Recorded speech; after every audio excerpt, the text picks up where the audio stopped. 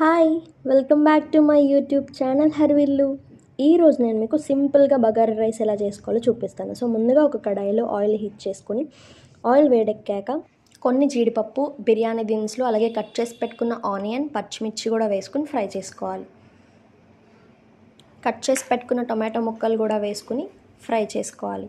1½ spoon అల్లం వెల్లుల్లి paste కూడా వేసుకుని పచ్చివాసన పోయే వరకు ఫ్రై చేసుకుని కట్ చేసి పెట్టుకున్న పుదీనా, కొత్తిమీర కూడా వేసుకుని ఫ్రై చేయాలి.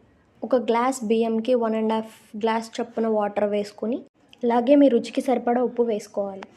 వాటర్ బాయిల్ అయ్యాక మనం ముందుగానే నానబెట్టుకున్న బియ్యం వేసుకోవాలి. బియ్యం వేసాక చక్కగా ఒకసారి మిక్స్ చేసుకుని మూత పెట్టి ఉడికించుకోవాలి. పైనుంచి కట్ చేసి పెట్టుకున్న కొంచెం కొత్తిమీర అలాగే పుదీనా వేసుకుని కొంచెం నెయ్యి వేసుకుంటే అంతే, వేడి వేడి bagara rice ready. Please like and subscribe. తప్పకుండా ట్రై చేసి ఎలా వచ్చిందో కమెంట్ చేయండి.